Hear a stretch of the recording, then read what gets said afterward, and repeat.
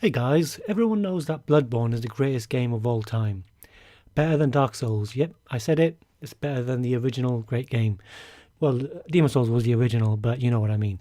But even Bloodborne is not perfect. And in this video, I'm going to talk about 7 gameplay mechanics that I noticed that just don't make any sense. So first of all, where on earth do item descriptions come from? The items themselves are too small to have the descriptions printed. You know, they don't all come with leaflets that you can use to actually see what the description is. It just doesn't make any sense for hunters to be able to see the item descriptions as they go along. The only explanation I've seen people offer is that in the workshop, if you look at the books, they are what actually contain information about the items. But that doesn't make any sense in my mind, because if that were true, you'd actually see the item descriptions straight away when you first start the game. You'd have access to all of them because you've got access to all these books, but you can't actually read the item descriptions from the books, obviously. The only thing that the books are good for is rolling. Alright, next.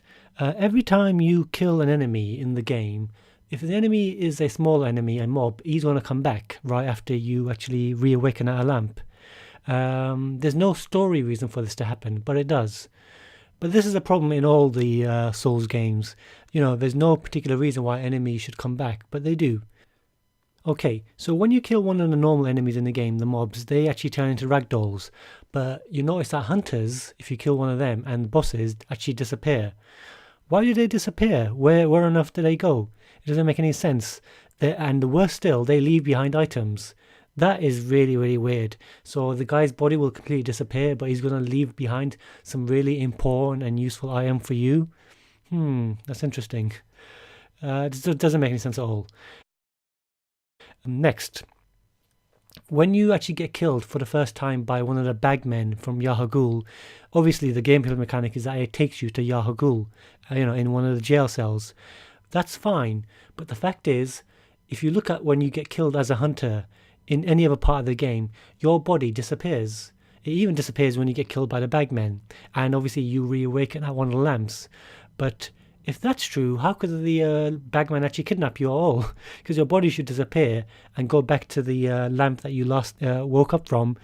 How can he actually, take you to Yahagul? He doesn't have any access to your body. Okay, so this one's to do with Alfred. In order to complete his quest, you first have to actually go to Cainhurst, kill Logarius, and get the Crown of Illusions to get to Annalise. And from there you can pick up the unopened Cainhurst summons and give it to Alfred. He'll then travel to Cainhurst himself and then kill the Queen. Now, his quest ends when you go back to Cathedral Ward where you first meet him and you find that he's committed suicide. That's all fine, but the funny thing is that you see the Crown of Illusions on the altar in front of him. That does not make any sense, because you already killed Logarius to take the Crown of Illusions, so how could he have killed him? It makes sense that he could have travelled to Annalise because you've already opened the way for him, but how could he have his own copy of the crown? Especially since it's still in your inventory. You can still see it in your inventory at the same time. How can it be in 2 places at once? Makes no sense whatsoever. Alright, the next one is to do with Gehrman and the final endings of the game. So, if you choose to accept death and get the Yharnam Sunrise ending, he kills you by cutting your head off and you die, and then you go back to the waking world. But if you choose not to die and fight him as a boss, he can't kill you anymore. Each time he kills you, and you'll die a lot of times in that boss fight, you'll simply reawaken at the Hunter's Dream and, have a chance to fight him again. So you effectively become immortal, but in the moment earlier, if you choose to die, he can kill you. So that doesn't make any sense. It would make more sense if you only had one chance in this boss fight. At that point, from a, gameplay story perspective, it would make sense.